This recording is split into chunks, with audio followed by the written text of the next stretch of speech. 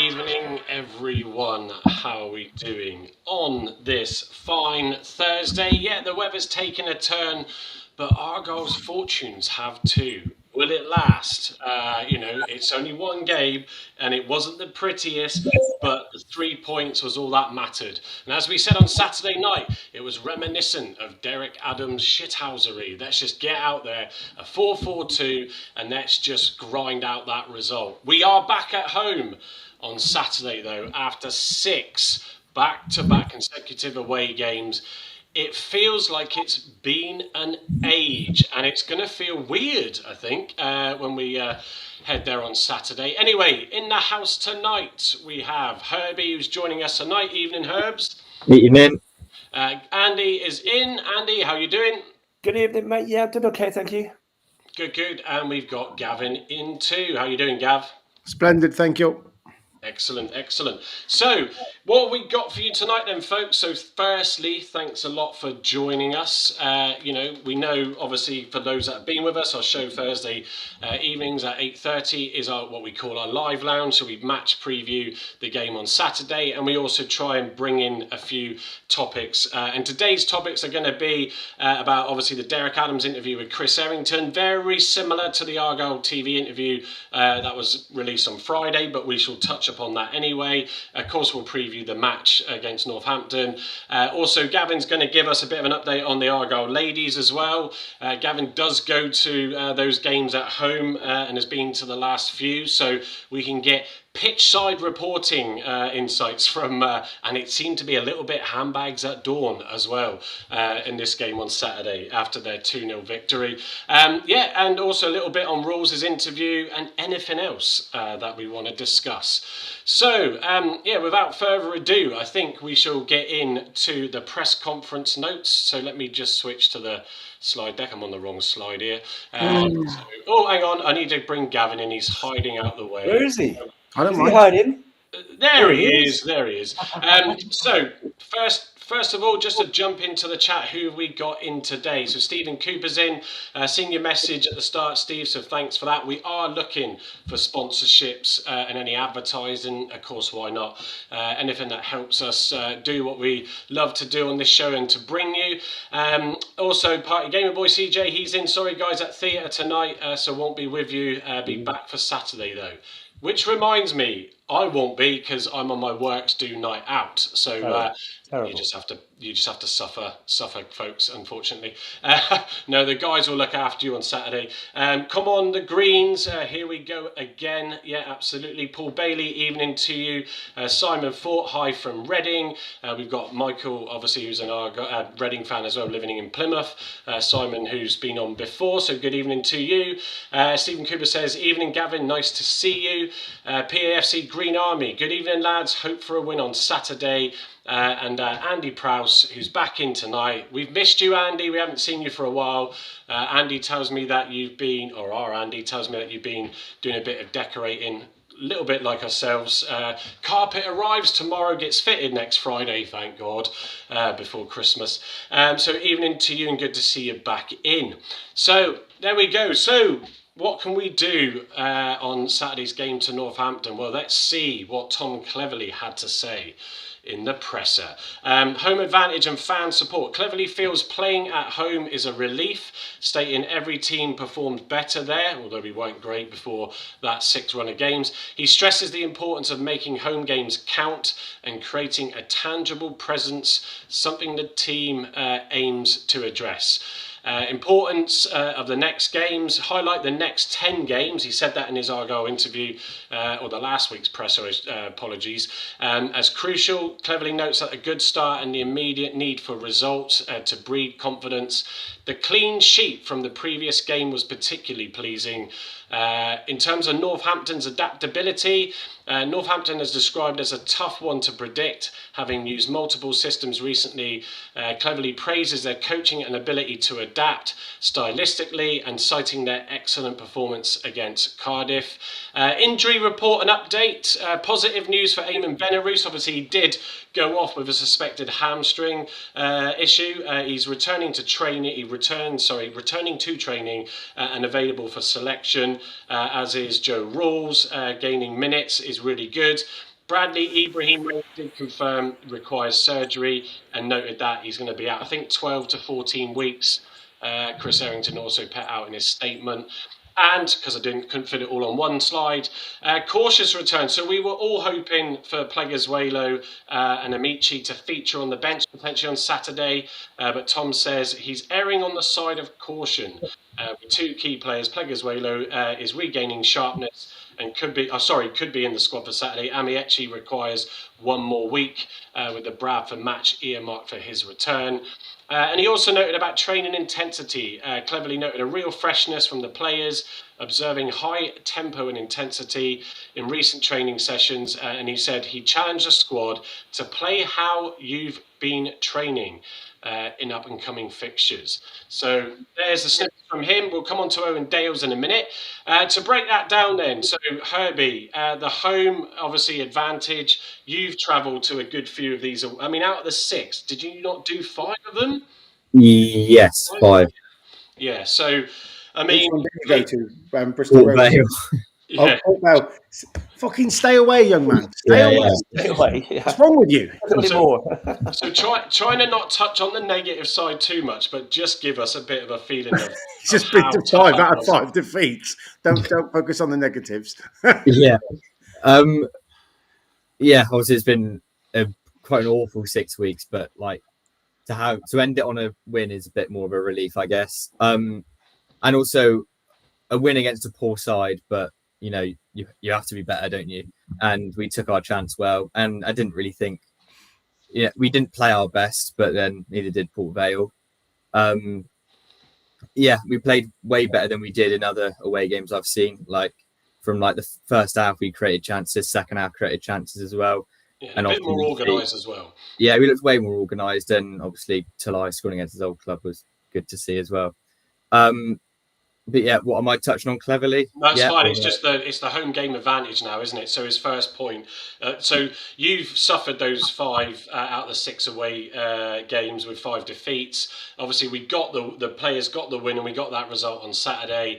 It will be good for everybody, and to go into that game on Saturday, won't it, and get that feeling back at home park, and not going in there with that negative cloud that is going to still be hovering, but not as bad as it could have been if we lost to Vale. Yeah, obviously it's great to be back home park after 6 weeks, but also with injuries and players coming back as well, it's a real it feels like it's going to be fresh. We've just had an international break as well. We've started with a win. This is this is the best time I feel to try and build on something and get us sort of going again.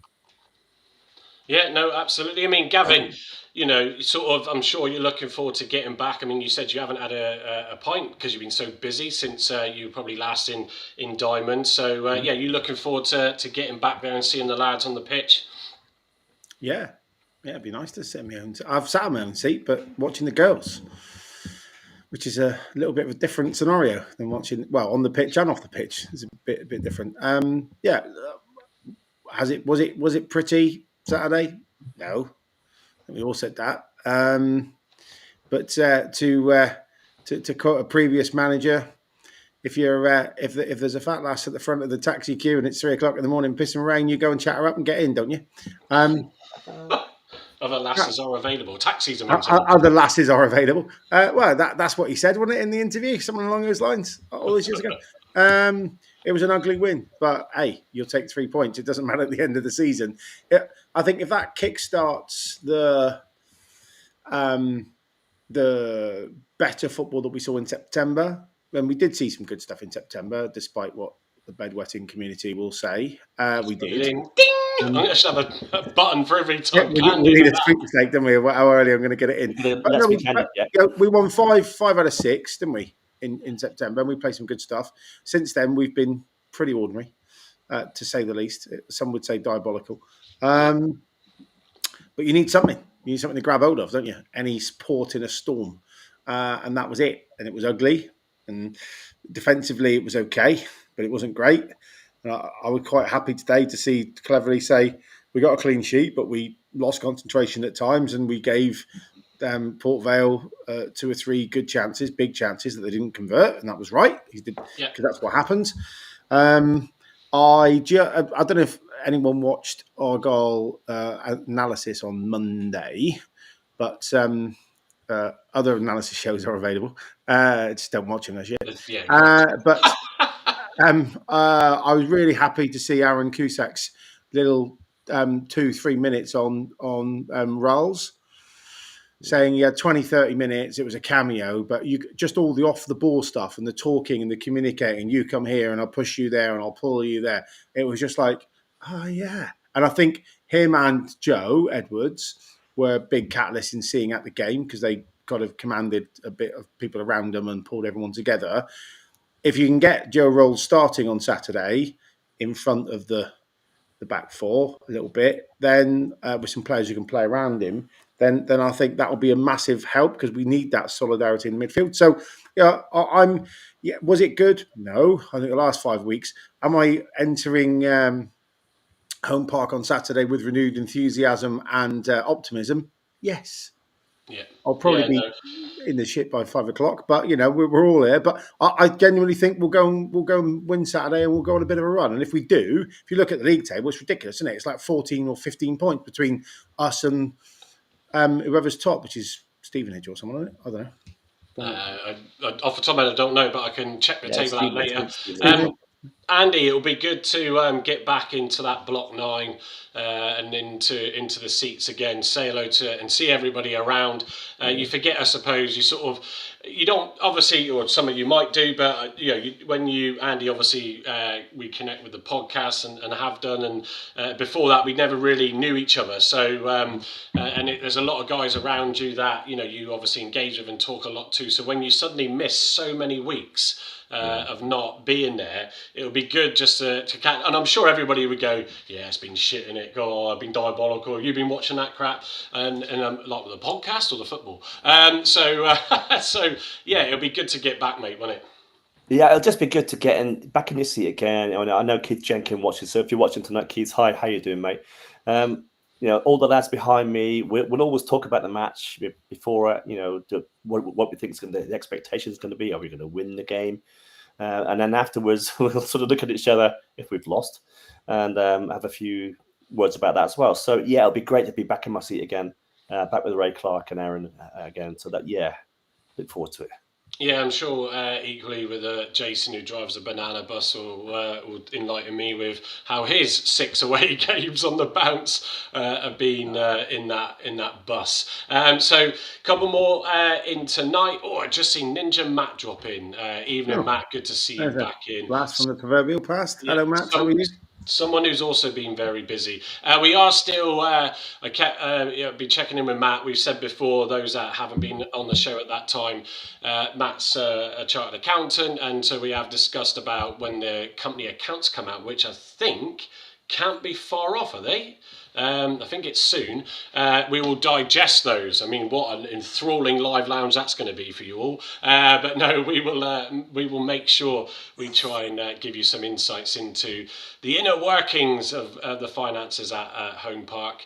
Simon Foote saying, clever, he said, mid-table, we just got to keep the mindset on the field as long as we score. Yeah, it's just, we desperately need to get these points, and it isn't far from escaping if you can get a couple of wins. As Stevie Vaughan says, Stevenage on 30 points, we are 14 points behind, which sounds like a lot, but over that Christmas break it can all turn on its head.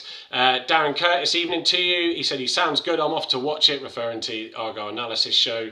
Tomo, afternoon gents, he says, from sunny Playa del Carmen, will happily take another ugly 1-0 victory on Saturday. I hope, Tomo, the weather is much better for you out there, enjoying your break. I'm guessing that is matey, so yeah, enjoy your time there. We've also got, what else have we got in here? Just checking back. That's about it for now. So William yeah, Larkin, welcome in William Larkin, my buddy again. Yeah, good back to see again. You. Yeah, he's back again. So injuries. So we'll come on to the Northampton bit in a second, because we've got a couple of slide stats on that. The injury side of things. I mean, Herbie, obviously Benarouz, he's one of those where obviously we've recruited him. We knew he had injury troubles. He's sort of not got minutes properly, and then every time he does, he seems to go off. He has got that talent, and he does bring something to the squad. But I mean, he barely lasted 5 minutes, I think it was, when he came on at Vale. But it's good that it hasn't materialised into anything more than that. Plaguey obviously on the should be on the bench, and Amiechi a week to go. So you know, it's starting to hopefully, touch wood, sort of come around for us now. Yeah, and the thing is with Benarouz, why I'm not worried is I know that Cleverley won't start him and won't play him for 90 minutes. So you know that injury isn't going to get any worse because he'll grow into it, won't he? He'll play the next 10 minutes, then the 20, then he'll come on at half time, and then gradually, hopefully, I'd like to see him in the starting 11 at least like 4 or 5 games consistently. Just give him a chance. Yeah, Michi obviously it's good to have back as well. I think we've been lacking in wingers, especially with Dale having to put a shift in at fullback. He's not really been able to be at wing, so it's nice to have someone that can, you know, beat a man, maybe, and he's got a good strike on him as well. Yeah, and Ibrahim's out for a bit, but I do think this is probably the chance for Caleb Roberts to come and step in and try and get his place in the team, because I think every game he's played with us, especially that long stretch of away games when he's played, I think he's been really good, especially when everyone around him has been quite shit. So I remember Wickham FA Cup as well. Like no one could really get together, and he was sort of holding his own and sort of like winning the ball back and trying to create stuff. And he was sort of doing it all on his own, which is quite good for. I think is he 19? Caleb Roberts 19, 20? Something like that. Yeah. Yeah, so that's obviously doing it at that age is really good. And also he's played with us for a while now, isn't he? He's been with us since he was 17. He made some appearances last season in the Championship, and was all right. But I think now is probably his time to possibly cement himself in the squad. Yeah, I think, and also for Tegan Finn, you know, want to see more of him. And with all these players coming back, it does then, you know, make it a lot more challenging for players to get in and fight for their space. But that, I suppose, the key point to that is that players are going to have to fight for their space. So, I mean, Gavin, we hope to God that we don't see more injuries, because there seem to be more going off injured than coming back soon. But it's great that they are feeling like, as Argyle put out, like, you know, 2 new signings almost. It's going to feel like with Plaguey and Amiechi coming back in. Yeah, absolutely. Well, 2 quality players, probably 2 we've missed. Well, yeah. I'd say with Caleb, what's probably the 3 most missed players of the season. You can't really say that about Mackenzie because we've never seen him play. I'm sure if we'd seen him play, we'd be saying the same about him. But in terms of those long-term injuries, they've been the killers, haven't they, those 3? Most definitely. So, yeah, it must feel fresh and quite good timing with Galloway off to the African Cup of Nations, as he was last year for a month in December. Oh, God, yeah, there's that impending, isn't it? So with Plaguey back, I'm sure that you'll be glued to every second of Plague Cam. Plague Cam, sponsored by the Block 9. I like that. Leave the tissues next time. Yeah, we can. It's only for your snotty nose, mate. Get him round at the gutter. We're those 2 players. But I mean, Plaguey last year on form was probably our best consistent centre half, along with Katic. I think Televirov was a bit up and down, and he certainly held his own in that back 3 with them. Gets anywhere near to that form again, clean sheets will come. And Amici, it's really good to see that TC said he hasn't lost any of his quality. He's just not match fit yet, which is great because he looked the real deal, didn't he, for a bit, and then unfortunately come a cropper. So, and then in January we'll have 2 more new signings in Caleb Watson and Mackenzie, and by the sounds of it, from what we sort of saw earlier in the week, here, Steve. For what we saw in the week, 4 in, 4 out by the sounds of it, which will be interesting. I don't know what the 4 will be either way, but sounds like Derek's told him to, you sit there, Princess, and coach the team. I've got this covered, which is great. So Jan Songo is then. Sorry, Jan Sonko, Tiagra. It'll be It'll be Carey, Ramirez. Get the band back together. It'll be like Harry wind down the window. And of course, Ryan Hardy. Yes, maybe. Ryan Hardy would be great, actually. That all joking aside. Having seen his vehicle spotted in some car park in the UK yesterday. In the UK. That was random, wasn't it? It was like, oh, look, there's Ryan Hardy's car. Great. It's a quality registration out there, isn't it, as well? Like, whoever sorted that out for him. I think the reg is brilliant. So I'll keep looking out the window, try and see if his black defender's there. That'd be nice, wouldn't it? And you can get excited. Stranger things have happened. Yeah, I agree. So, we have got didn't we, Mike, and a watch along one day. Oh God, yeah, yeah. I'd secretly take my tripod and record it. Obviously, we won't be doing, which is just to clarify for those that watch them, we won't be doing a watch along because we'll be at the game. What would be interesting though is if Talai and Hardy could play together in a front two. It would be exciting for Hardy to run off Talai, and also that Talai won't want someone else stealing his thunder either. So there'll be good competition, and I'm sure they would support each other really well. We shall see. Michael Hawkes, there's not just you in tonight, Mike, as the Reading fan that joins us from Facebook.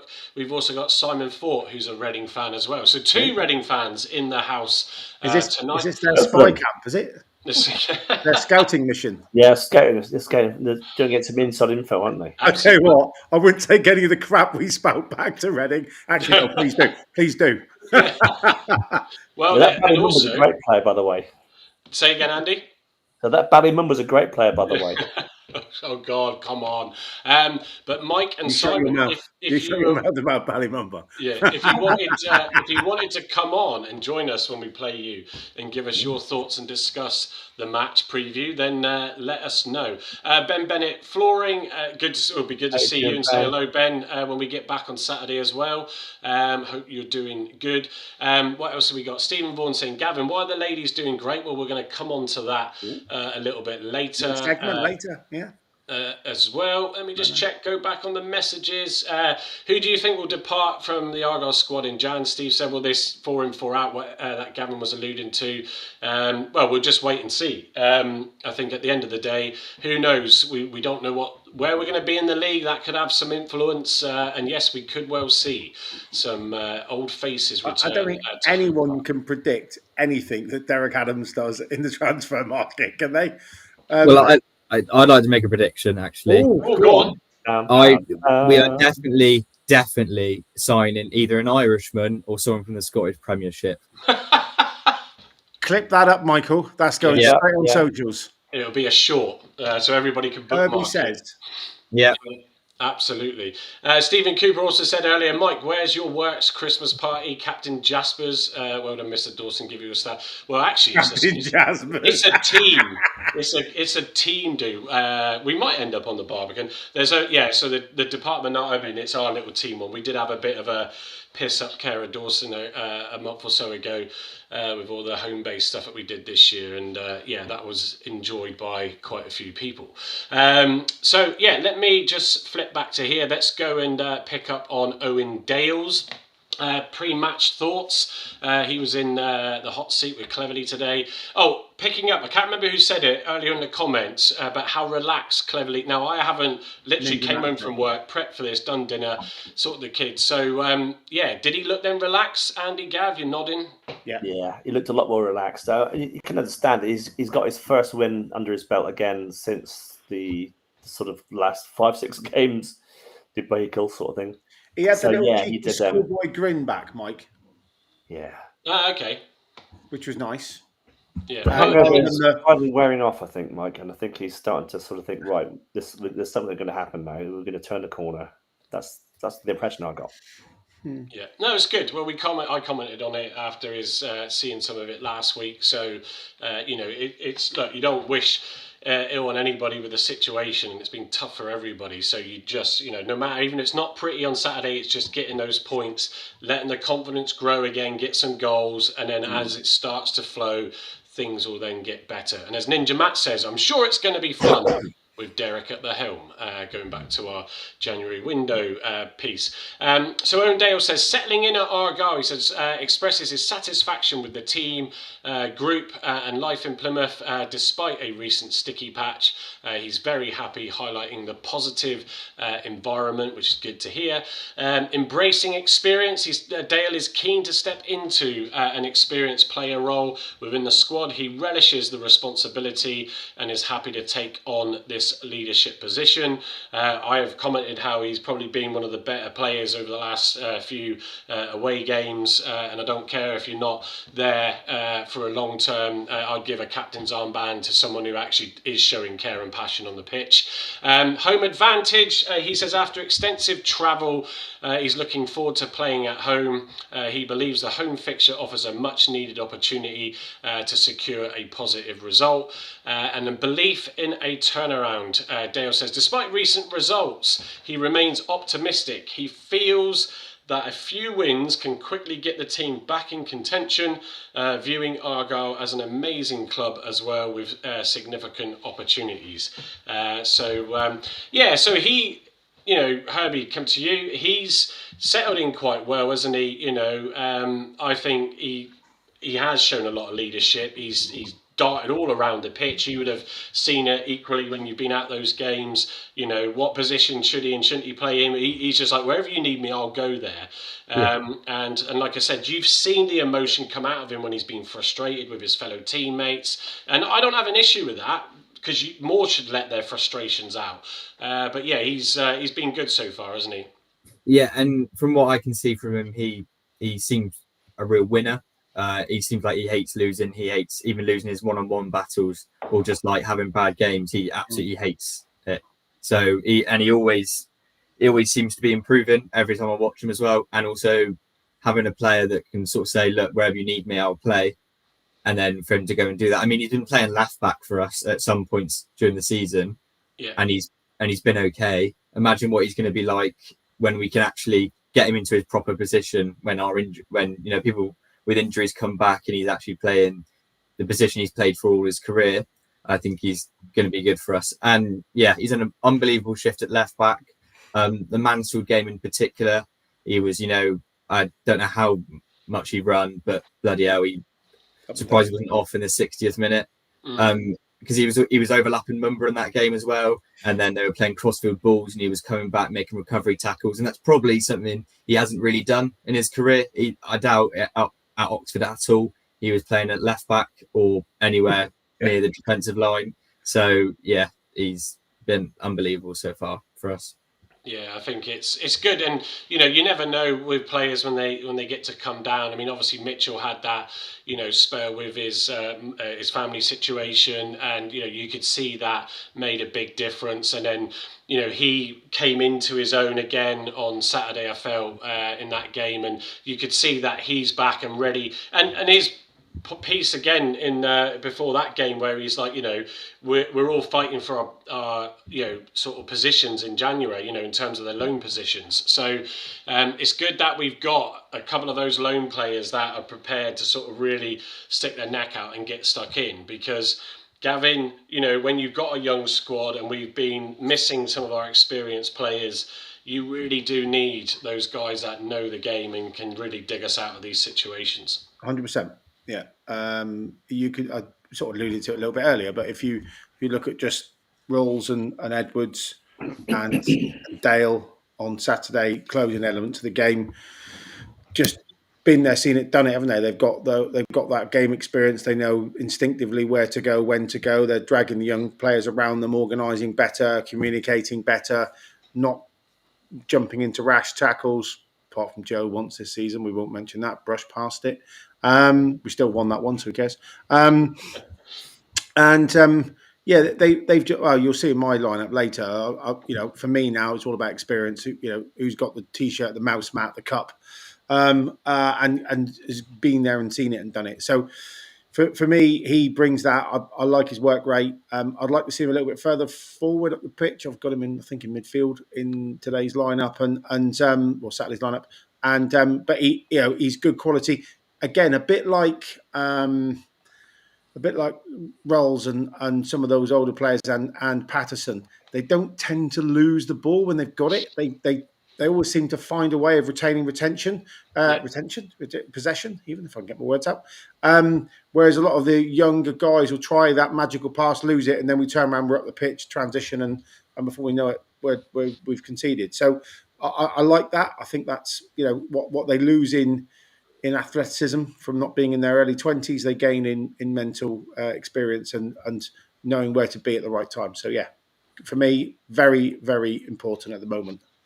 Yeah, and I think look, let's see what happens in Jam, but on this sort of showing, Mitchell and Owen Dale certainly, and shouldn't be going anywhere unless they're recalled, and Rules, like you just touched upon, just on that sort of 20-minute or so spell, against Vale, you could just see there's a difference in that type of player, and it is going to take him some time to get right into the game, but it is exciting to see that. So I'm just going to, if I can get my screen to work here, just going to drop my usual reminder, folks. If you're not subscribed on YouTube, I can see there's a good few of you watching on YouTube. Please go and make sure you do.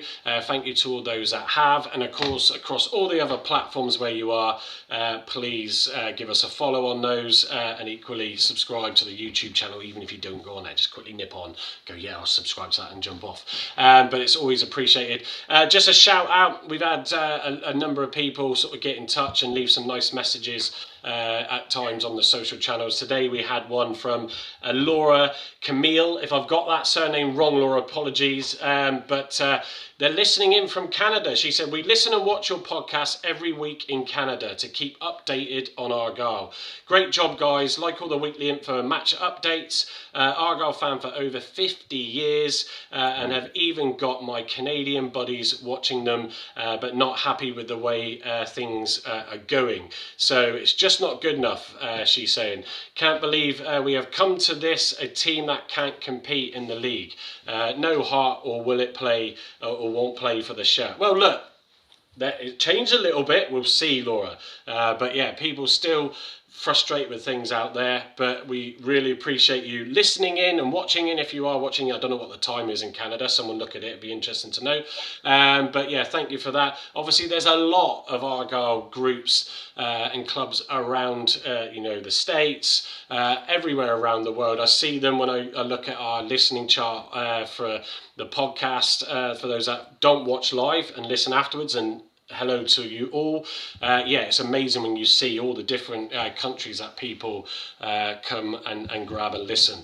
So just a shout out to that. And obviously don't forget, I mean, for those of you that can't watch the whole show here but are in with us and come in and come out, you're always good to see you in. You can obviously catch it. Just search Block 9 Podcast on your favourite podcast app, and then you can listen at your leisure again on there. Right, let me just check. Minus 8 hours, Mike. Yeah, well, sorry? Vancouver, minus 8 hours. So it's 1 o'clock. Minus 8 hours. Okay, yes, it's still a good time of the day. Lunchtime. It'd be interesting, Laura, drop us another message if you're listening. Are you from Plymouth, or you just managed to find your way to support Argyle? How long have you been in Canada for? It's always good to get some stories from across the pond. Argo 83, as I just go to the comments, has just landed. Evening to you. Late, but hello, he says. Stephen Cooper, love to see Saturday Mumba up with Talai. Well, let's see what lineup has that on offer for you, and Stephen later. Catching up, need to sign Mitchell and Dale with Def. Whether that will be an option, we'll see. Be good to see Savage at home park, says Simon the Reading fan.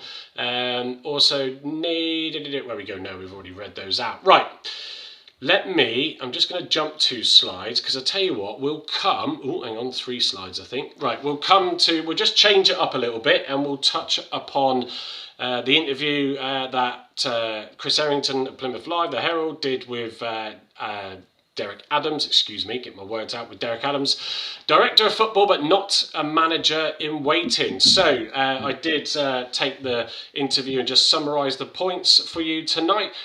So role defined. Now, we did have the interview with Argyle TV on Friday, which we spoke about just before the watch along and also on Saturday night. But we'll just, for those that haven't seen that and haven't had time, then we'll just go through it a lot. There's some repetitive bits in there and maybe some new bits as well. But Derek Adams' position is purely Director of Football, focusing on the club's long-term strategic vision. He's said that the first team decisions, including tactical choices, player selections, remain solely with Tom Cleverley's remit, but maybe a quiet word in his ear or on his shoulder. Advisory input. Adams will provide guidance and strategic insights, but his role is to advise further than override the manager's authority, which is probably why we're seeing Cleverley a bit more relaxed, because it's probably absolutely cast iron to him that he is not this Trojan, that horse that's coming in, is just going to snatch his role from underneath him, even though I'm sure a number of you still believe that's the case. On the support for Cleverley, he says his primary aim is to alleviate pressure from him regarding transfers, agent negotiations and January planning. Strong alignment. The relationship between Adams and Cleverley is already described as strong and aligned on footballing philosophy. So sort of, Andy, come to you. They're making that point in all these interviews that is his job, that is his role. When you hear Derek Adams talk about it, you do feel that is the case. He's comfortable. I think I heard that, because I haven't watched the interview back, but listening to some of the comments, seeing some of the comments, that he almost is like, he was relaxed with that decision. He didn't even negotiate. When the offer was put to him, he accepted it. Yeah, fantastic. I think it's going to be good for us, because I think he's going to bring something which is going to be special, because he has unearthed in the past a few gems that Gav's already mentioned earlier on, the Maris, Carey, to name a few. But I'm sure he's got an eye for a good player, and I'm sure that with the budget we're going to have in January, that he's going to unearth a few more gems. This is 4 in and 4 out. It's going to be interesting, as people said earlier on. So I'll be really keen to see who the 4 coming in are. So yeah, maybe Ryan Hardy. You never know. But I think it's going to be good for him. There's going to be this good support for Clevs, and I think he needs that. Just needs that little bit of guidance. Needs the arm on the shoulder, and just a little bit of guidance. Sorry, but Matt hasn't been on for so long that he although this one's a bit too bright, but he hasn't seen my crystal lights. Well, they're not crystal, plastic. But yes, so welcome to Lapland. He said, congrats on the move to Lapland as well, Mike. Happy for you, buddy. I think if people could send me there to keep me away from them, they would. But yeah, I think also in terms of, we said it on Saturday, Gavin, but to bring it up again, they needed that experienced football person in that role. And even though he isn't an experienced director of football, for those that don't understand that, as a manager in his role, he dealt with recruitment, coaching, and all players' contracts and all that stuff. So he's not just walking into this role as if he doesn't have that experience in there. He understands that. And I think it is a really smart appointment from the board. Yeah, I agree. It's to coin the joke that we had on Saturday, or whatever it was, it is a little bit the master and the Padawan, to use the Star Trek analogy. Star Trek now. Star Trek? Star Wars? I was going to say. I'm so tired. Sorry. Come on, Yoda. I know. Wake up, James. I'm going to get battered for that now, aren't I? But yeah, Luke, the force is with you. He will certainly show young TC the dark side of the Force. I can tell you that for nothing. And rightly so. I think we've been a bit too nice at times. Well, he is our only hope. Oh, God. Yeah, no, that's Obi-Wan, mate. You got that confused now. That's Spock. Oh shit! Oh, there we have. No, that is Star Wars. Come on. Anyway, carry on. I'm joking. No, I think is he an experienced director of football? No. Do we need an experienced director of football at the minute? Probably not. We probably just. I know it's a complete football cliche. We need someone who knows the club. We needed someone who knew the club. We've got someone who knows the club. He needs a mentor, desperate for a mentor, and he's got one. We said it on this very pod, actually. I think that when everyone was calling for his head and the bedwetters were out in force, we were saying, just give him a mentor. We didn't do it with Wayne Rooney, or we did, but we did it too late, I think. Mike Phelan. This is a bit more structured. I like it. The fact that Foxy used to play for him as well means that there's that automatic sort of subordinate inferred piece, which is also quite nice. He's very passionate about the club. I had 10 minutes talking to him on Sunday, watching the girls, and he was very pleasant then and had some interesting views on bits and bobs. I didn't give much away, as you can probably expect from DA, but I think he lives and breathes his club, and he's here and Morecambe and Ross County. I think are his returning patches. Yeah. He's got a special bond with 3 sets of fans. He's Marmite, which I love because I'm a little bit of that too. So the fact that you split the sort of the fan base down the middle, lots were like King Derek's home, the others were like, oh, not him back. But what I do think, and he did say this in his interview, he's mellowed. I think he's become more rounded. His EQ has grown. If it wasn't there already, he probably just didn't let it out of the box too much. And he wants to help now. And I think he's probably relishing not being front and centre and in the spotlight, but actually being able to dictate a lot of what goes on behind the scenes, which is, I think, what he was trying to do last time I was here when he was trying to be manager and director of football, which is a little bit like letting Dracula look after the blood bank. But now you've kind of got a better, I think, two-tone effect. You've got a young, hungry coach that wants to make a big impression, who needs to go through the leagues, and he's only going to do that by learning off the old guard. And I think we've got it right, and I think it was a very shrewd move, especially with a new CEO who's going to be full of boundless energy and enthusiasm and optimism. You need someone there to just be that sort of anti-sponsor at times, and the old head to say, let's not try that because we don't work, but let's do this. And I just think it means that people can do their day jobs knowing he'll mop up everything behind the scenes. And I was really encouraged today to hear Tom say, there's a very firm plan in terms of recruitment and we're ahead of the game, and he knows exactly what we want and he's going to deliver it, and he's confident he'll deliver it. We never heard those words when Tom Rendell was here at all. It was, they're working really hard, the recruitment team. So I love the fact that that he's going to be in. He'll be, set in his ways. There'll be no dilly dally. It'll be follow me. We're doing this, and he'll take that coaching team and the club with him on that basis. And then you live and you die by those principles. So I'm over the moon that he's here. I think it was the right time, right place. If we'd had a glossy, big sort of director of football at $500,000 salary or whatever, I think it would have been too high level. It would have been like bringing in the CEO of Sainsbury's to run a corner shop. I just don't think it would have worked. So I'm happy with the level of the individual. I'm happy that he cares. Having had 10 minutes with him in the grandstand on Sunday, he's still got his sense of humour, and he was in very good form. And I hope he stays for a long time and makes us successful. Yeah, no, absolutely. I mean, Herbie, I want to flick to the next slide. Obviously, were you even born when he was last managing? To me? Sorry. Calm down. But like this sort of second slide here on it, I mean, helping cleverly focus on the coaching and results. I mean, you're still, as you pit across X earlier on today, you still think if he doesn't get a result, then and it's not an improvement, he should still probably go. I think they are going to definitely, this 10 games, no matter how anybody likes it, is going to be the marker, I think. But he said, Herbie, about cleverly, experience council. Adam serves as a sounding board for him with over 750 games of experience. Strategic support. He's going to assist with that transfer strategy we just said, recruitment analysis. And it's like Gavin said, Tom saying we are well ahead of the game on that. I do believe after that window shut, that meeting the following week was possibly quite tense in terms of the discussions. He praised Tom, commends his work ethic, structured approach and willingness to learn.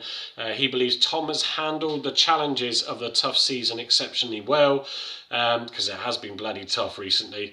So what do you think of the Derek Adams appointment overall then, Herbie, from your young person's point of view? I just think probably something that's dying at the club is someone that I wouldn't say cares, but know what Argyle means to the fans.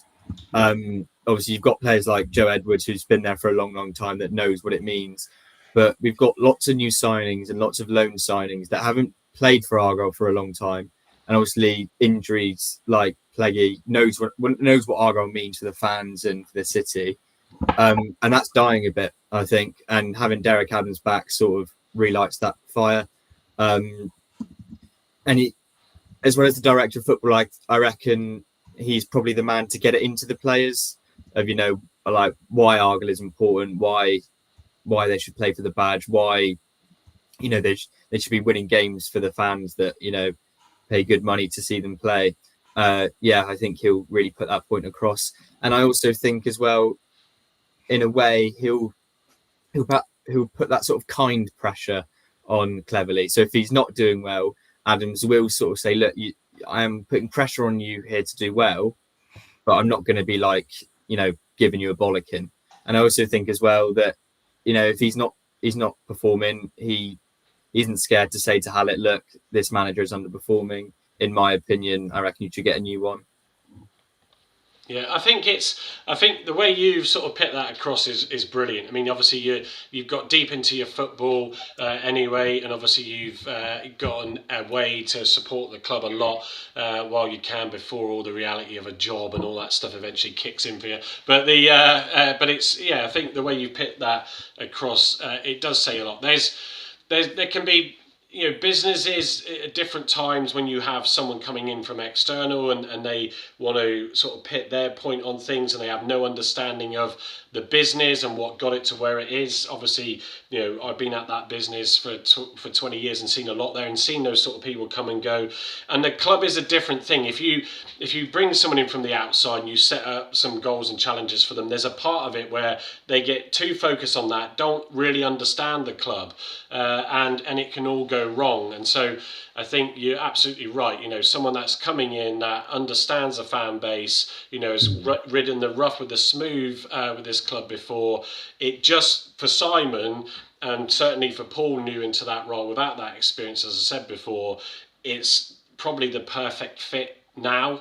And as Gavin said on Saturday, if we go up into and get up again, and hopefully we do, to the higher reaches and echelons in the Championship again, it might be then that the transition to someone with more experience at that level could come in, see how things are going, because it will definitely be that learning curve of going up and making sure we're ready for it this time than we were last. Carl has just dropped into the chat from work. Herb should fit in well with our defence with movements like that. So what's he referring to there? He was giving it the old. Gotcha. That's because he's still young enough to go out and party. He's not even at that age yet, actually, whereas we're just too old. I'll try and bust some moves on Saturday and probably regret it on Sunday. Also, Matt Montgomery saying, Ethan Ross, midfielder, is my shout for one of the 4 players brought in. Sukes Mumba, Ashby Hammond will leave along with McCabe. Interesting. Returning to Borough. Not physical or energised enough in this league. VW Coco, seeing you dropped in earlier, so evening to you. Have we a set piece coach? That's interesting, actually, forgetting just the player recruitment, but some coaching recruitment, and a set piece coach would be useful, probably a defensive one, more experienced too. Ben Collins has also dropped in. Evening, chaps. Is the merch on Black Friday sale? I mean, come on, I go to all this effort and you want even more off? Well, that's a good segue to a couple of points. So these hoodies, the one I got on now, I pick up from Primark, but it's a hassle to go in there. Expensive. 3 to park in. You're going to have a little rant now. To park in Drake's, and it's not just Drake's, as Voodoo enters the chat as well. 3 odd quid just for an hour. It's like no wonder retail's struggling in parts. So I have sourced a new hoodie. It's actually better quality. It costs a couple of quid more. So the price will have to go up. That's just inflation and all that jazz, folks. You can tell he's worked for Chris bloody Dawson for all those years. He might as well just get up on the move now. I'm not going to. If you said £10 for this, if you said £5, he's off on one. Well, gents, ladies and gentlemen, boys and girls, if we can sell 100 of these hoodies tonight, then you can get them for the bargain price of £19.97. So they are better. I've got to update the site for them, but these are 80% cotton, 20 polyester mix, whereas these I think are 50-50 from recollection. And also, segueing in because Voodoo's coming at the right time because he loves the merch chat. He does. I've He's only here for the decided merch. to propose this idea. I'm definitely going to get one. I've just got to try and refine these graphics. Oh, hang on, come on, mouse. It's a sweater, not a jumper. Just to be clear, I've had the bottle green as well, and I should be able to get more color options in the hoodie as well. So It's got to be worn on Boxing Day game, isn't it? It's got to be. It's got to be an on-block Boxing Day game. So I've done, because I'm so skilled with my hand at drawing all these graphics, thanks to AI, that I think that looks quite a smart design. I think I'll see what I can do on it, but at the moment it's about 20 quid for that. The hoodie will probably go up to about 25, but I will try and, I want people to have them, of course, so I will make it keen as I can, but it also helps with contributing to the show. But yeah, let me know what you think. Come on, Voodoo, you're always one that likes to have a chip at me with the merchandise, so could you see yourself wearing that in one of your meetings? Sorry, I'm going to mute myself in a minute. maybe you could have, where the microphone is, Mike, you could have the Voodoo face there.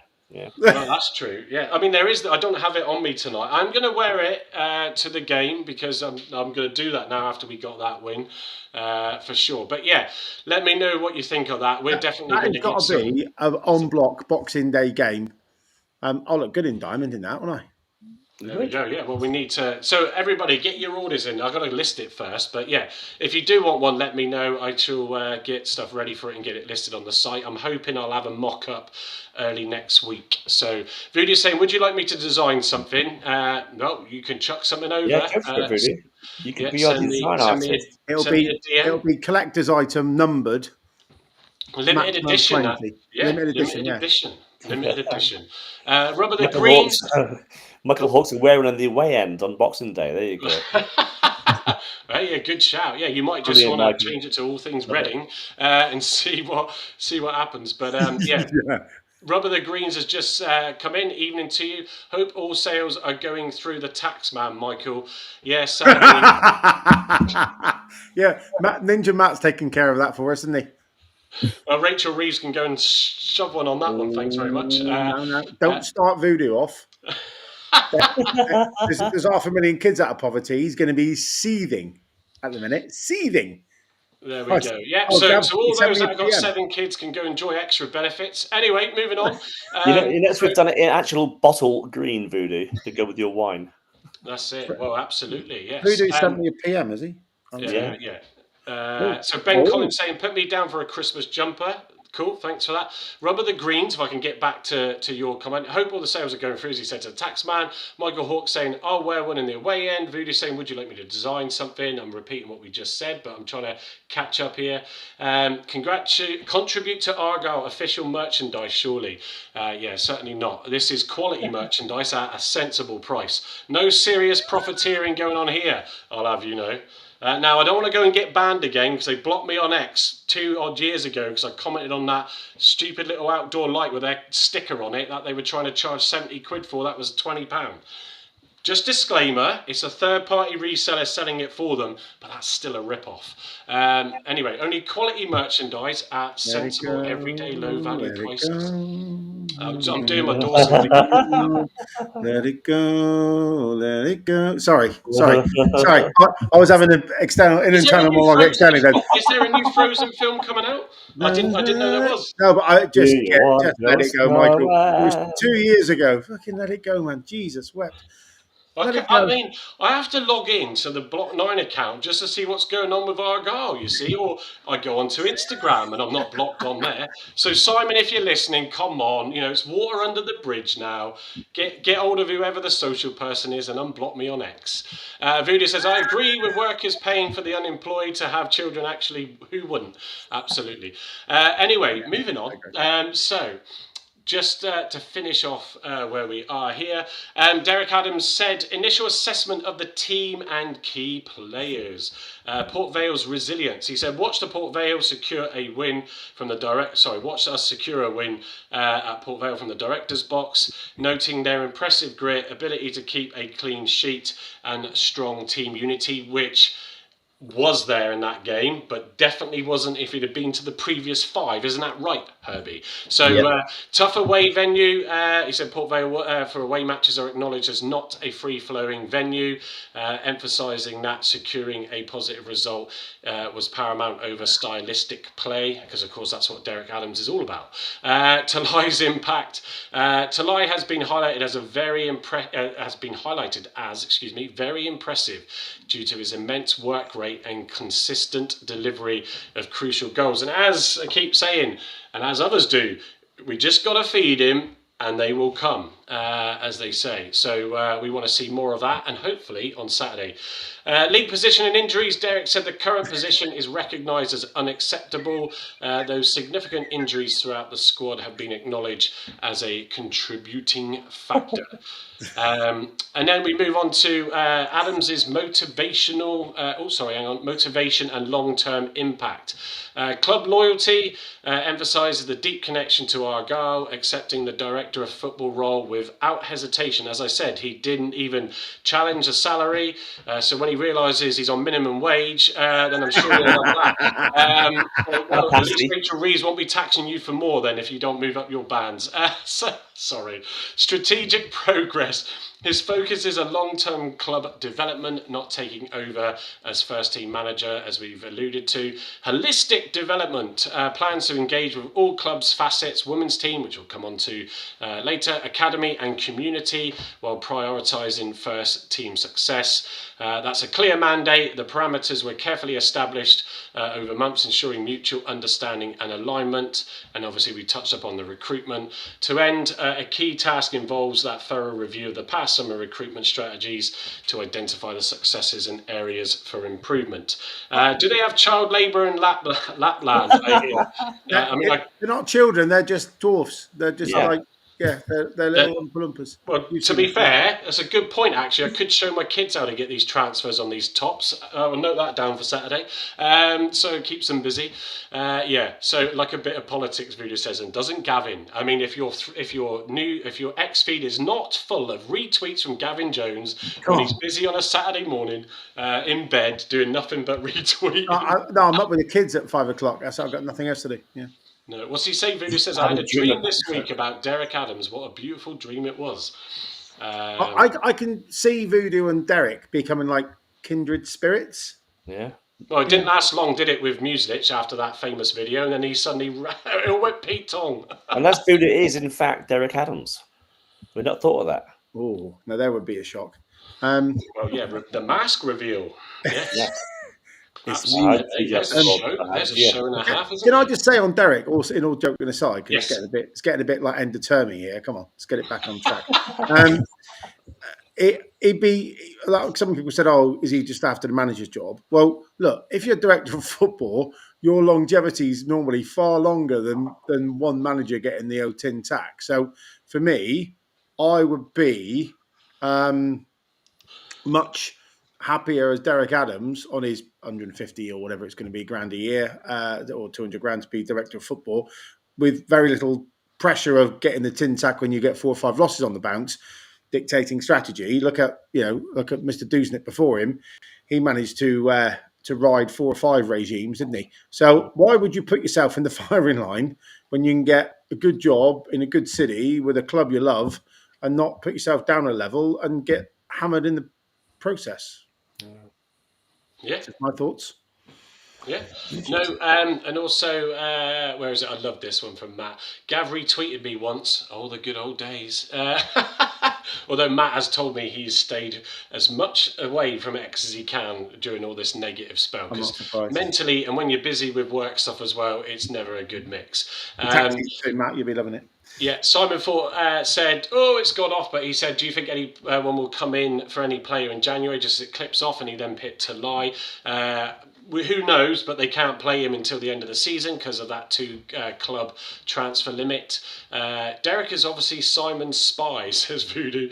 Matt Montgomery, Moussa Dramar, if I pronounce that right, will be a player at Hearts that I can see a good signing for Argyle. Bundu, but with better control. God, Bundu, Jesus Christ, we haven't mentioned that. Yes.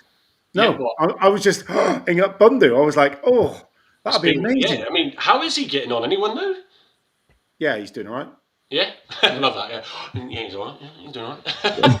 But yeah, his name hasn't. Actually, I don't think we've mentioned his name for a good couple of months. Stephen Cooper says, if Green and White Pod got bronze award, you should get one next year. But we're not in it for the awards. It's vanity.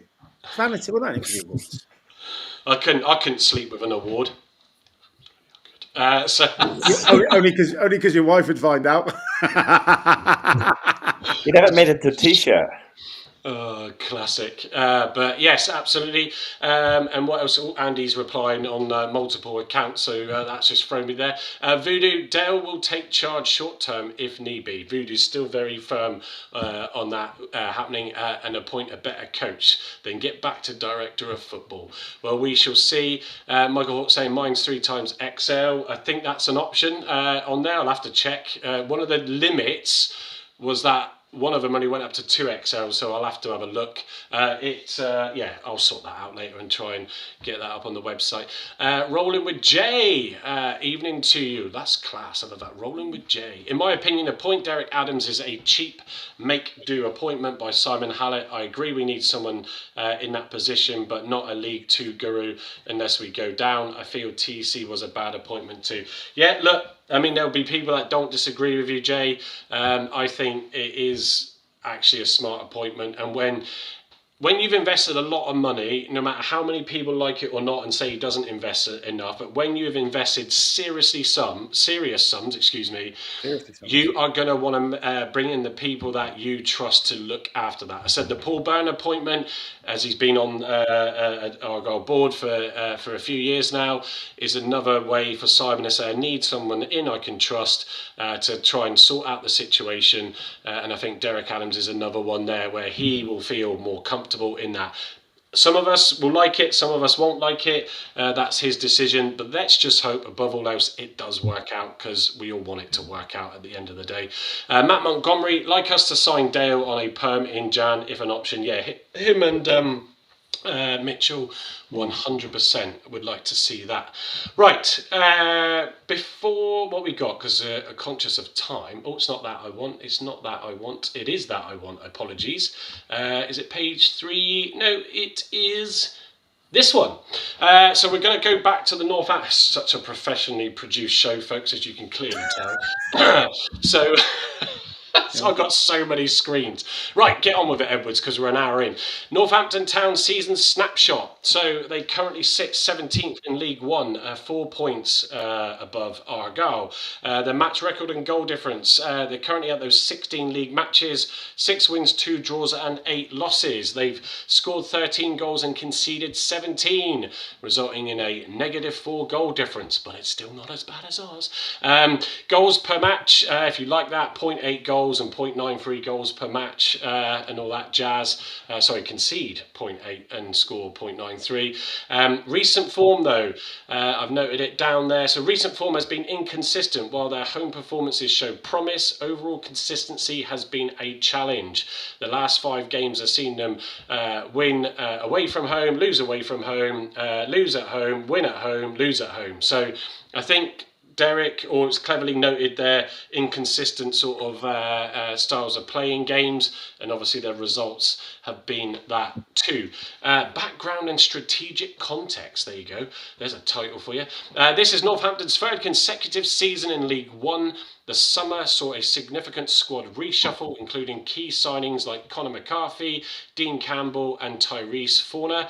Manager Kevin Nolan's priority remains survival and consolidation within this league. And then skipping to the next one, this is a bit busy, so apologies for that. I can't even read the top bits. Conservative, defensive. Northampton side has defensively reorganised this season with a new back four and midfield reinforcements aimed at reducing goals conceded, but they do have a limited offence, so obviously explains why their matches can be very inconsistent and why they're quite content with just trying to survive, which right now, so would we be.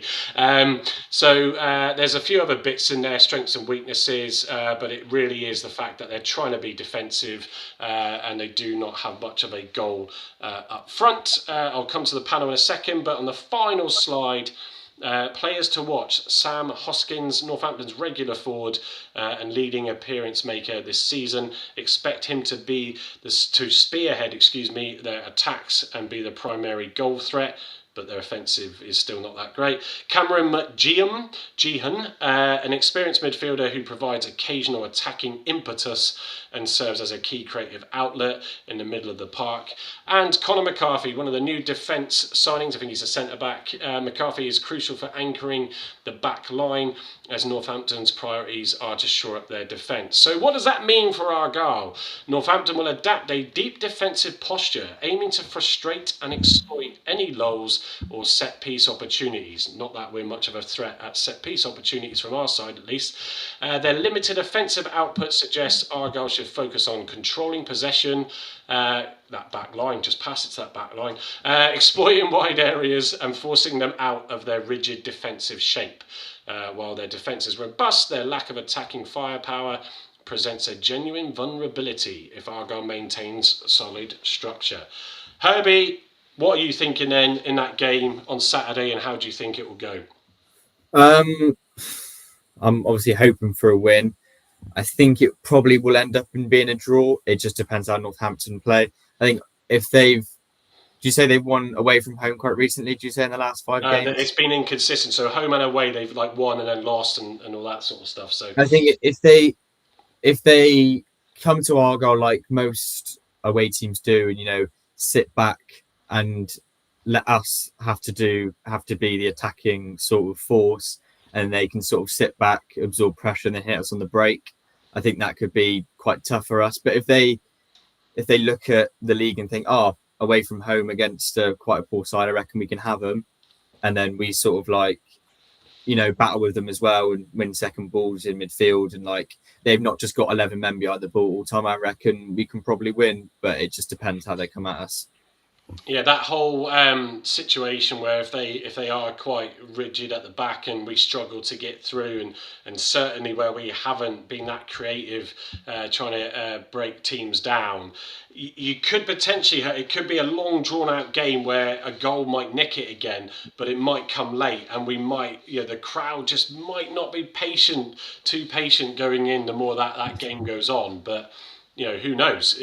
We could go and score really early like we did the second half.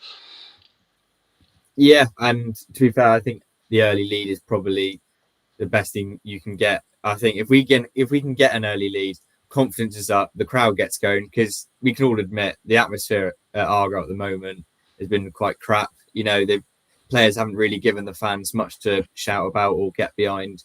So, an early goal, as we saw, I always go back to our first game of the season against Barnsley, where Watts scored a disallowed goal.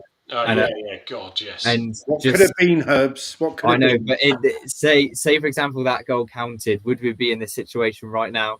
I don't know. That's a sliding doors moment, isn't it? Huh? Yeah, but getting an early goal is probably essential, because then it means we can. There's no pressure on us. Well, there's sort of pressure on us, but there's no pressure on us to go and get a second and a third and a fourth or whatever. We can sit back, absorb, and then we can do what hopefully Northampton wanted to do to us and hit them on the break.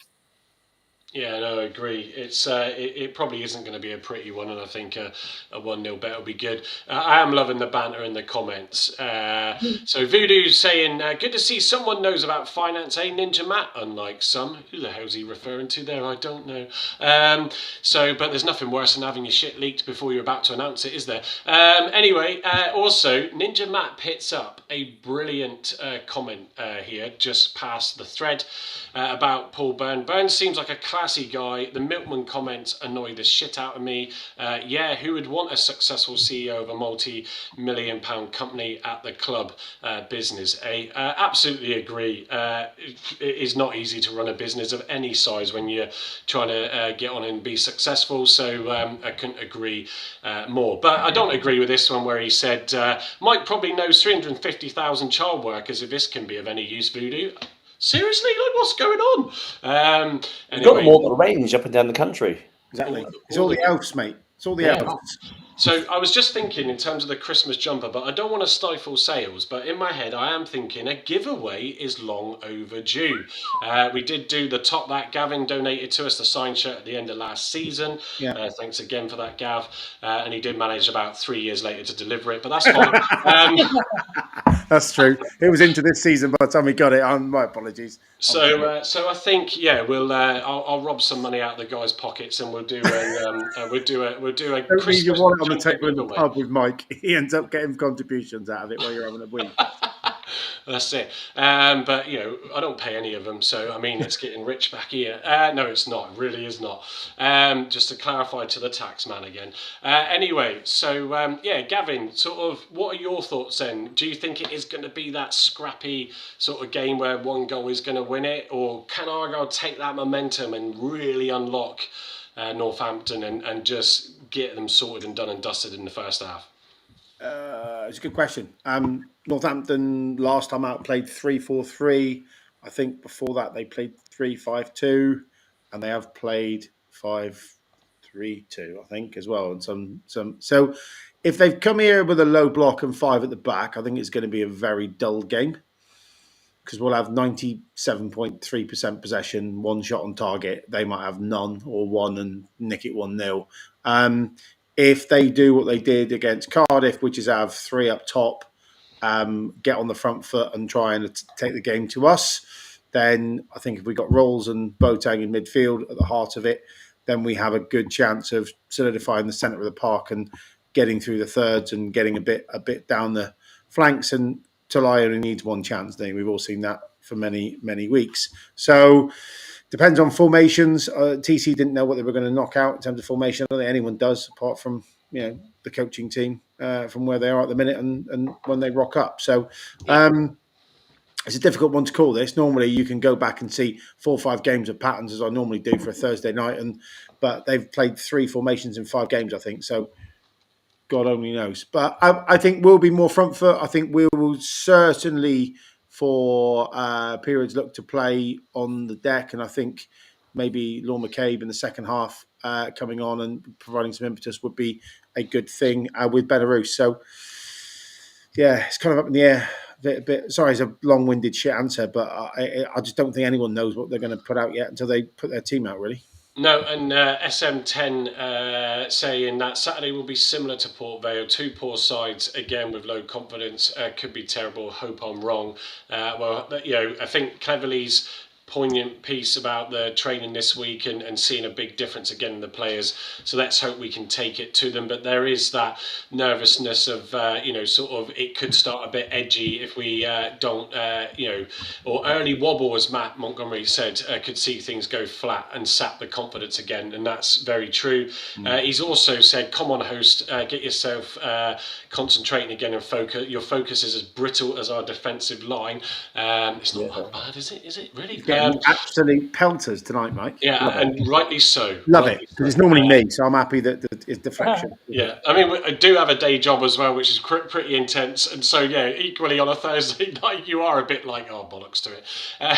Voodoo saying Derek coming in helps that, so King Dale is helping all round. Ninja Matt saying if they low block, we need to stick a fortune on 5,000 touches between Ross and Mitchell, and then the Harmar evening. I used to like Kevin Nolan as a player, fair enough. And Michael Hawke saying, is £30 reasonable for a ticket at Argyle? That's what they're charging for the away on Boxing Day. We just love to rob you blind, so That's just pay the 30 quid and accept it.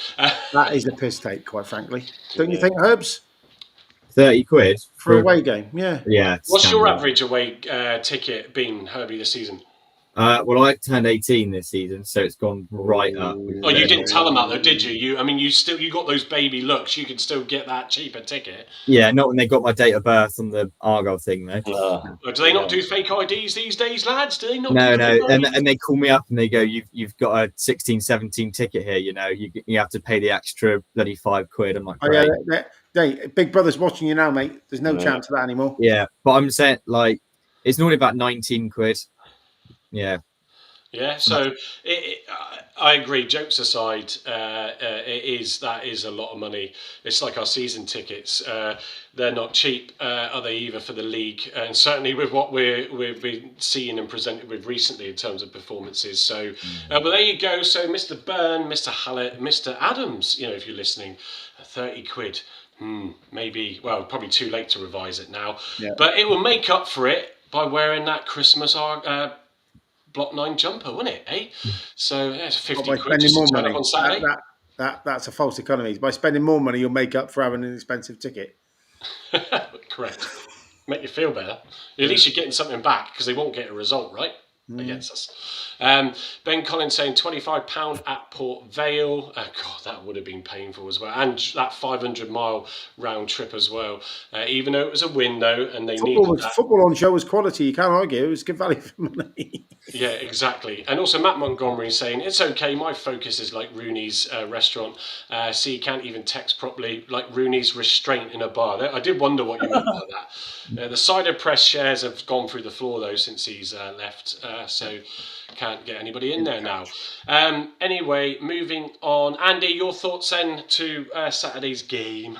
Yeah, looking forward to getting back out there on grass again with the boys at home park for a change. And I could see sort of a couple of changes maybe.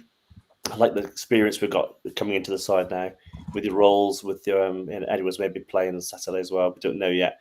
But certainly having a bit more experience and there's going to sort of make us a lot more secure, I think, at the in all areas of the pitch. So yeah, looking forward to it. I think we're going to win as well. There you go, 2-0 win. Yeah. Okay. Oh, just before I go to the lineup, so you're going 2-0. Herbie, what are you going with scoreline? Is this my head or my heart? Just give us a score. This is your official prediction because it's on camera for the WhatsApp group as well. So no changes. Oh yeah, but I might be optimistic on Saturday. I might have a change of heart. I'm going to play some 1-1. tense music in a minute. Can you just give us your score, Sam? Give us 0-0. How about that? There we go. Okay, yeah, fair, because it could well be. And Gavin, what are you going with? 2-0 Argyle, Tulai and Mumba. There you go. Yeah, and that segues me from Gavin to his lineup. So we've got Gavin, and although Carl's not here, we've got Carl's two, as we tend to present those two on the show. So Gavin, will you kindly talk us through your lineup for Saturday? Right, okay, so bear with me. It's all about, in my opinion, experience now. We've not had a lot of it, have we? Let's be honest. I was going to say candid, and I didn't. Oh, what was close, Gav? But we haven't. So I looked at the formations. There are some casualties here, I'm afraid, from Saturday's win. Two down the right flank, basically, Such and Saranola. So I've got Hazard in goal, as you'd probably expect. We want to win. I've picked our skipper back at right back. I think if he's fit enough, he should start. Not saying Saranola can't come on and run against tired legs, but I think he needs to be there. Ross, Mitchell and Galloway complete the back four, which is experienced, solid, we hope. There was a couple of lacks of concentration from Such on Saturday, which irked me a lot. And I did swear at Ross or at the TV, just as my children walked through the front door, actually. So they were like, oh, Daddy's watching the football. Because he had another one where he had playing just as well, Gav, are you? Yeah, they were. Yeah. Well, is Matthias giving the ball away again? So back four, I think we need to stay back four now, and that's sort of given. Until Amichi's back, I think we play 4-4-2. So I've got midfield from left to right, Dale on the left, Rules and Boateng in the heart and the middle, and Patterson on the right. They could be indispensable, in fairness. Patterson and Dale could flick around left to right, and I don't know which prefers which, because they've all played bloody everywhere so far. And then up top, Mumba and Tulai. But just to give you some stats, because I know certainly Ninja Matt, who's back with us, loves a stat. Professional appearances from that 11. 2,889 appearances out of that 11.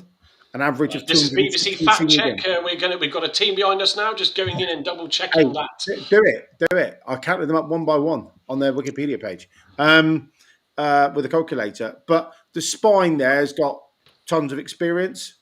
So Hazard, Mitchell, Ross, Rules, Tulai, and then obviously on the flanks as well, you've got some real experience in Edwards, Galloway, Dale, and Patterson. So it's nearly 3,000 appearances from that team. I don't think we're going to be taking on the world in terms of tippy-tappy Brazil total football anytime soon. So you need warriors out there that can, by sheer force of personality, get a game over the line. And that's where it sits. So that's what I've gone for. You can criticise away now. Off you go. No, I think, there's a couple of comments just seeing SM10 saying no chance Raw starts nowhere near fit enough. We shall see. The head coach said he was available to start and fit enough today. So I'm not quite sure where he's getting that intel from. Yeah, there we go. Well, we shall see. Stevie Vaughan saying, I made one change to Gavin's side. Sorinola stays in for Patterson. He did have a good game on Saturday. 5-game glory. Well, it hasn't been quite yet for us. It was 5 games of pain. But anyway, welcome to the show. He says, hi, guys. And loving the little profile YouTube pic as well there. I can make out. Rolling with Jay says, the back 4 is slow. Haha, we will likely sub 2 of them during the game. And the Harmar says, did I get the gamer tag off? Oh, Evening Greens feeling a bit optimistic before this game. TC looked less worried. Didn't you say that earlier? You were in earlier. Anyway, it's Harold. Right, that explains it. Evening, Harold. Good to see you. Evening, Harold. And Harold. He's been sold all over Plymouth now. Yeah, my Herbs won't understand that reference because he's never bought physical paper in his life. It's all been digital. He's like, what's a newspaper? What are you on about? Absolutely. Herb, I mean, do you want to come in on that point, Herb? No, that's fine. Anyway, so love the lineup, Gavin, with one change, Teague and Finn in for Edwards. Okay. Hey. Okay. Interesting. So, Andy, I think looking at that lineup, for me, it probably is going to be a 4-4-2. I know, I can't remember who it was said, do you think we'll start changing it up with the same sort of lineup we had at the start of the season? It's just, this is all about just getting points and getting results at the minute. But yeah, I think I can understand Edwards. I reckon Sorinola might start and Edwards might come on later in the game, but we'll see. And then I think Sorinola will start, but that's just my 11. I think it's all about experience, but I think Sorinola will start. I think it's a good balance we've got that experience now. But yeah, Andy, what you think? I mean, the Patterson and Dale thing, I think that's quite an interesting one because they can switch sides, and that can always throw other teams off when you do that. Would you change anything? No doubt you might make a decision on Mumba, Andy, but would you change anything else in that lineup? Do you know, I'm gonna give Bally the benefit of the doubt because Port Vale he was quite sort of busy up front, which was nice, and as for Patterson and Dale, I'll stick with that, and as you say, you can chop and change them around. Edwards, I'd start with Sorinola for Edwards, and then maybe Joe coming on sort of late second half. But with regard to the back 4, being slow, all right, you might have to replace them after 60 minutes or whatever, but if we're 2-0 up, then the job's done, sort of thing, isn't it? Ross has got pace. Ross has got better. Yeah, Mitchell's solid. Galloway might be the only one that's maybe not. He might be replaced. But other than that, it's a good side, I think. Looking at that, Gav, yeah. Yeah, he's just confirmed, Spencer, that he is the 5-game glory. I keep forgetting you change your YouTube name more than you have hot dinners, Spencer, you do. Although he did win goal of the month the other day, Spencer, if I recall that correctly. So well done for that one. Darren Curtis saying, can you chaps just do a team score and not bother about the YouTube video? I'm genuinely embarrassed that members of the public might stumble across this stuff. Sorry. I'm not. So we shall carry on regardless. But we welcome your feedback either way, positive or negative. We'll just do what we keep on doing.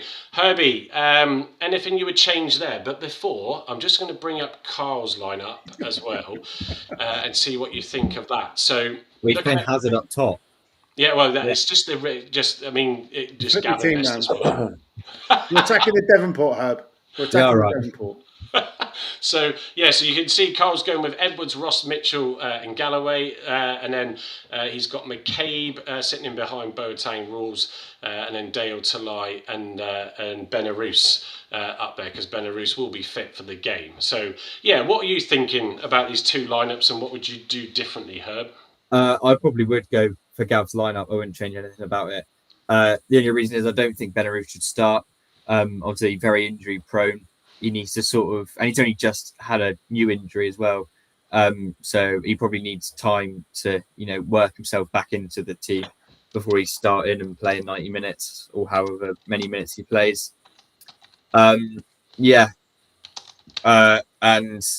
no Mumba there as well. And I think Mumba had a good game against Port Vale and probably should play. And with Gav's lineup as well, I think, am I right in thinking, Gav, that if you're doing Talai and Mumba up top, I'm guessing Mumba peels off to the wing every now and then?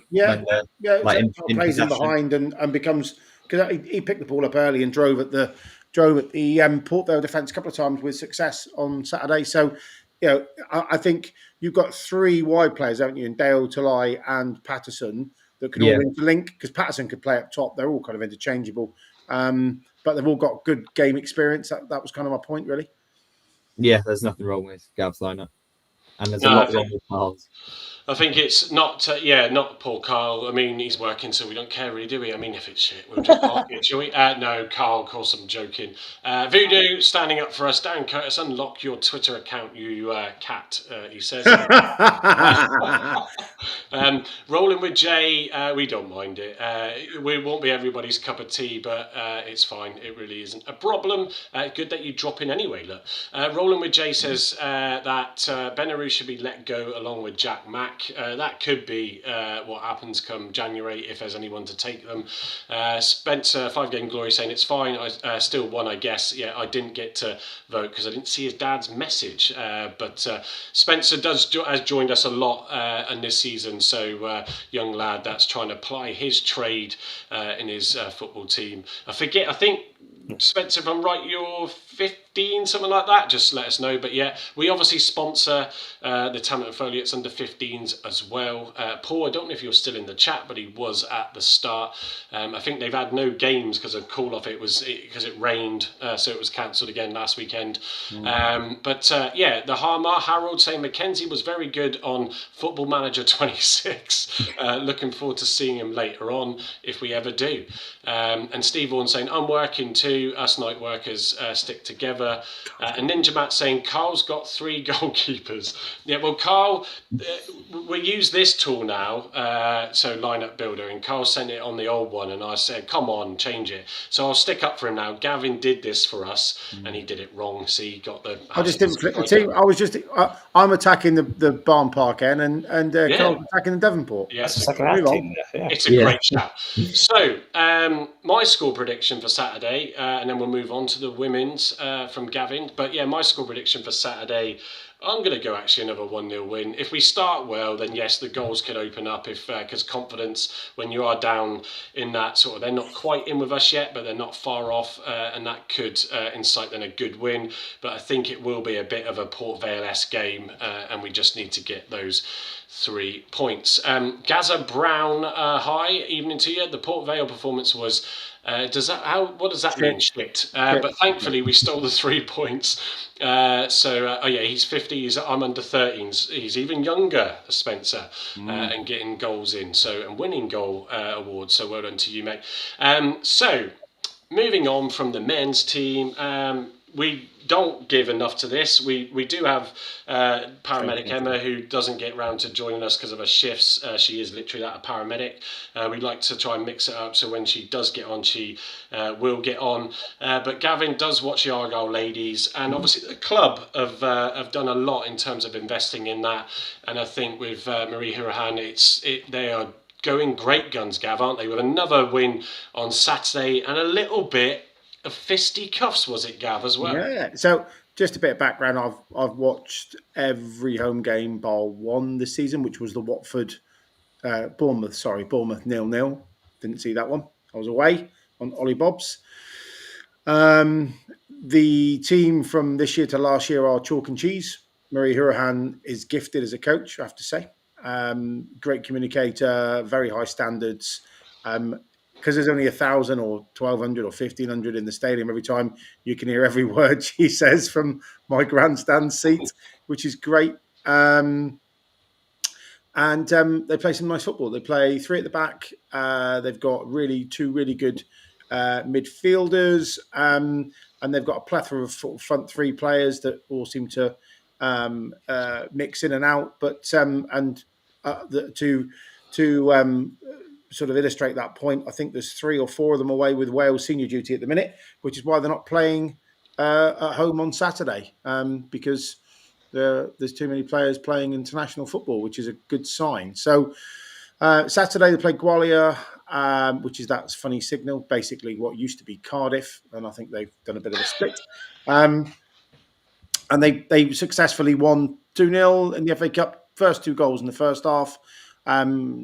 Hit the bar, I think, as well in the first half, which was unlucky, and had a couple of good efforts in the second half, which were cleared off the line, scrambles, last-minute blocks, etc. And they sort of coasted and game managed perfectly to win 2-0 at a canter. Last probably minute and a half, one of our Welsh wingers, Tielsa, tried to get up the pitch on a counter attack on a transition, and basically got grabbed by the throat by one of their midfielders. And she's a feisty young thing, so she turned around and gave her a bit back. And then all of a sudden, it was a tear up, and it was a probably 12, 14 girl tear up, and there were fists flying, and it all got very tasty. My kids were over the moon with a punch up, so I might start taking them to Albion on the off days as well. And it was a very clear 1-in, all-in mentality. And unfortunately, our star number 9 got 2 goals, a penalty and a good header in the first half, and then got sent off in the last couple of minutes. Mixed afternoon. Luckily, it was in the FA Cup and not in the league, because it means that she'll be available for the league games, but not available for the next round of the FA Cup, which is away at Oxford again. For the 3rd time I think we've played them this season, and we should beat them comfortably. So, yeah, very impressed. Those who do not go down, and I went down because my girls nagged me for a number of weeks to say, can we go and watch the women? And I was like, oh, okay. And I walked in with trepidation this season because I'd seen a bit last year, and I was pleasantly surprised. Go and see it. It costs tuppence halfpenny in a Mars bar, unless you've got 2 or 3 kids with you, and then it costs lots of money for refreshments. But it was £10, I think, for 4 of us to get in on Saturday.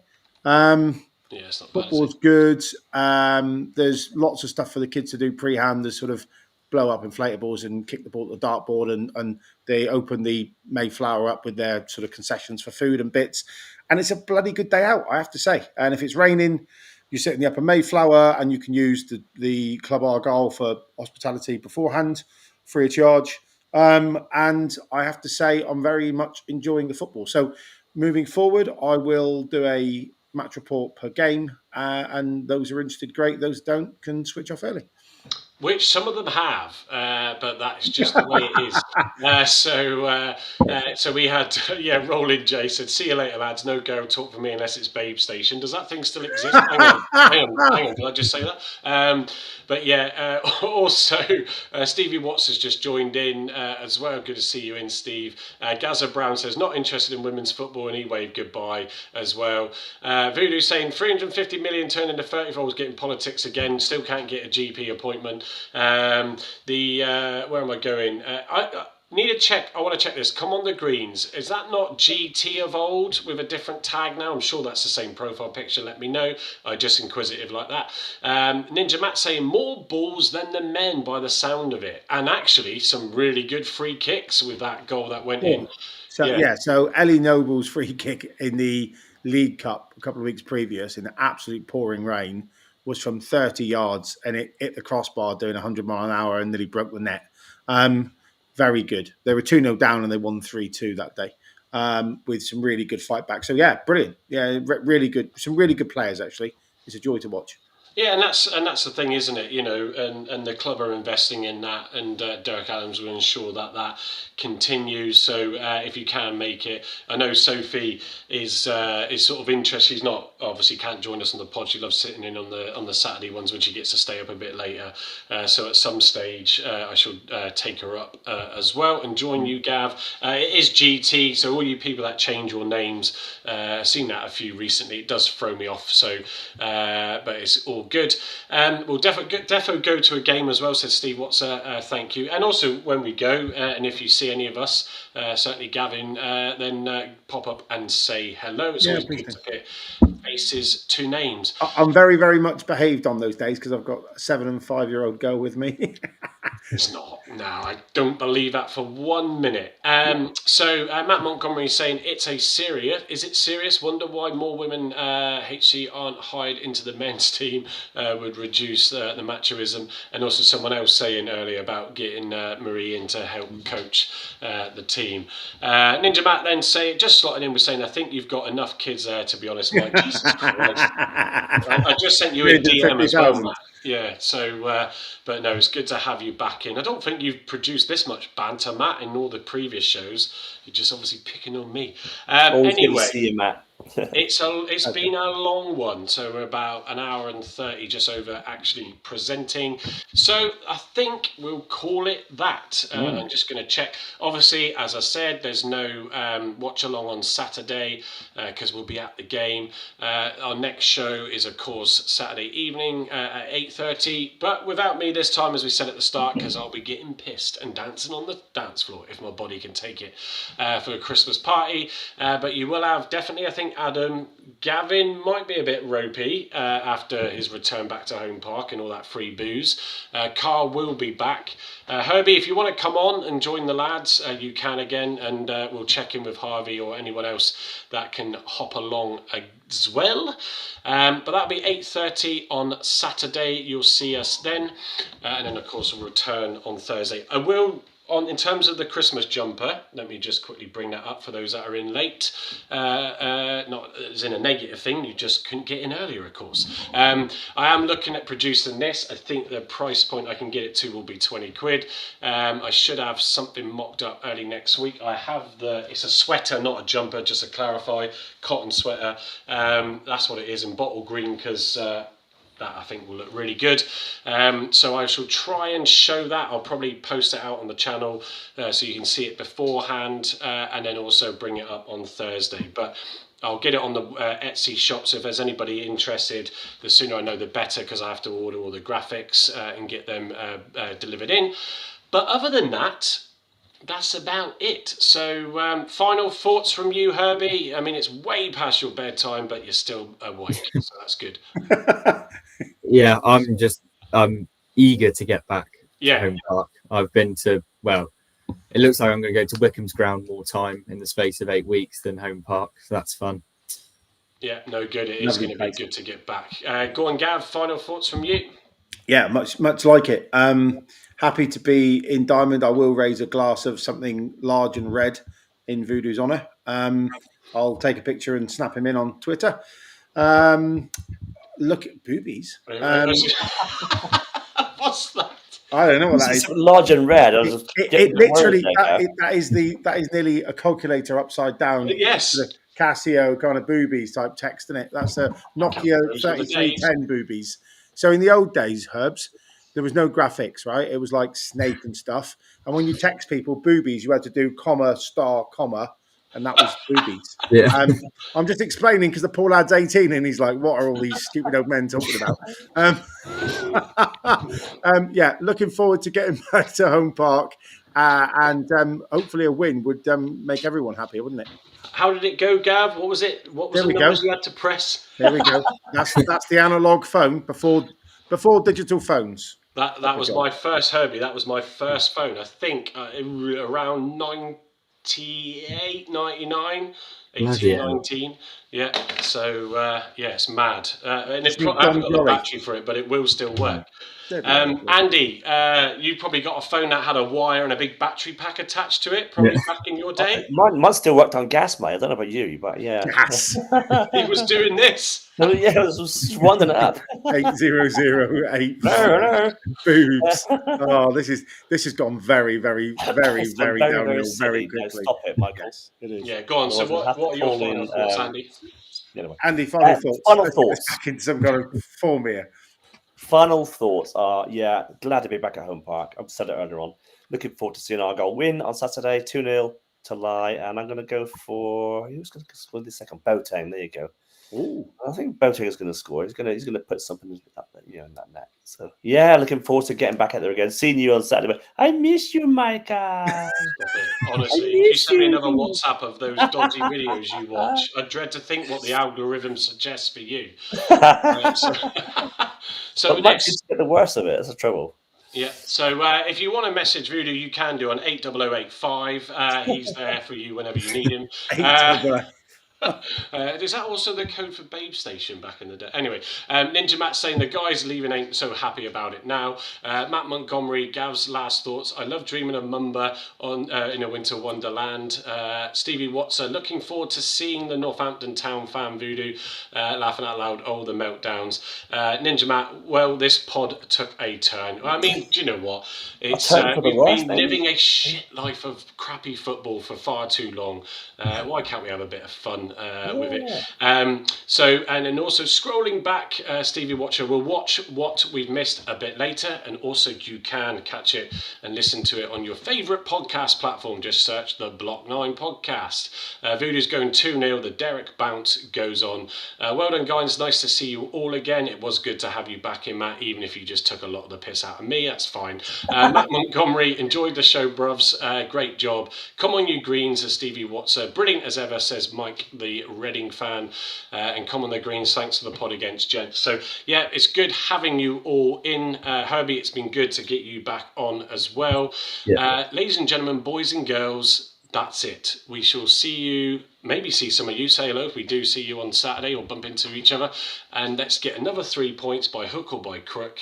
The guys will see you on Saturday night. And other than that, I'll see you next week.